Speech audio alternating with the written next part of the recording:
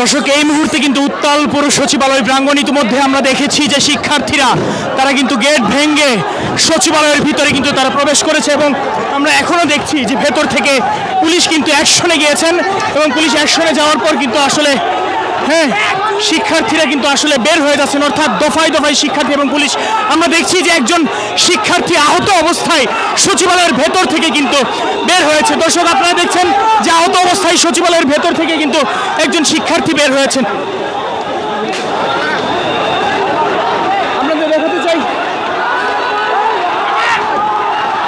আমরা দেখছেন যে ভেতরে কিন্তু পুলিশ এবং শিক্ষার্থীদের মধ্যে দফায় দফায় কিন্তু সংঘর্ষ চলছে এবং শিক্ষার্থীরা কিন্তু লাঠি সোঁটা দিয়ে ভেতরে ঢিল মারছেন এবং বাহিরে সচিবালয়ের বাহির থেকে যদি আপনাদেরকে একটু দেখাই যে সে জায়গায় আমরা দেখছি সচিবালয়ের যে গেটের অর্থাৎ প্রবেশমুখের যে গেটটি রয়েছে সেটির কিন্তু কাঁচ এবং দরজা সব কিছু কিন্তু ভেঙে ফেলা হচ্ছে এবং আমরা আবার দেখাচ্ছি আপনাদেরকে যে সচিবালয়ের এই মুহূর্তে কিন্তু পুরোপুরি আসলে উত্তাল অবস্থা এবং ভেতর থেকে সেনাবাহিনী পুলিশ তারা কিন্তু চেষ্টা করছেন যেন যে কোনোভাবে পরিস্থিতি সামাল দেওয়া যায় এবং আমরা আপনাদেরকে দেখাচ্ছি যে ছাত্ররা কিন্তু আসলে ক্ষিপ্ত হয়ে বিক্ষুব্ধ হয়ে সচিবালয়ের ভেতরে গেট টপকে কিন্তু তারা প্রবেশ করেছিলেন এবং এক পর্যায়ে পুলিশ সদস্যরাও কিন্তু তারা ভেতরে যায় এবং ভেতরে যাওয়ার পর আমরা দেখেছি যে সেখানে কিন্তু আসলে শিক্ষার্থী এক পক্ষ বাহির থেকে তারা ভেতরে গিয়ে কিন্তু আসলে বাহির থেকে কাঠ ইট পাটকেল তারা কিন্তু ছুটছেন। আপনাদেরকে দেখাতে চাই যে সচিবালয়ের যে প্রবেশমুখে বসুন্ধরা ডায়াপেন্ট এখন আরও উন্নত। এই হট এয়ার থ্রো টপশিট দ্রুত শোষণ করে সোনামণিকে দেয় কোমল অনুভূতি।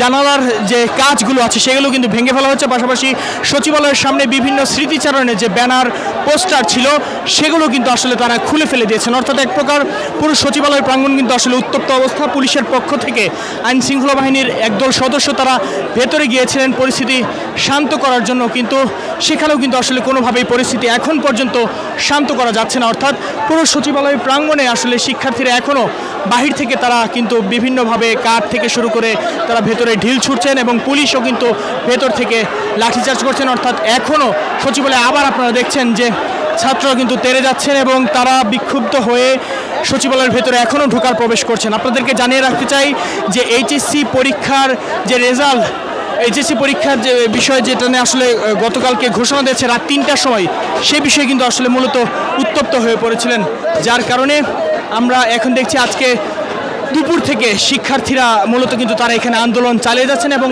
এখন পুরো সচিবালয় প্রাঙ্গণ কিন্তু উত্তপ্ত। সচিবালয়ের ভেতরে ঢুকেও কিন্তু ব্যাপক ভাঙচুর করা হচ্ছে। আমরা আপনাদেরকে দেখাইছি যে শিক্ষার্থীরা কিন্তু বিক্ষুব্ধ হয়ে এখনও লাঠি সোঁটা নিয়ে তারা কিন্তু আসলে প্রতিহত করছেন পুলিশকে এবং সচিবালয়ের যে জানালা গ্লাস আছে সব কিছু কিন্তু তারা ভেঙে ফেলছেন।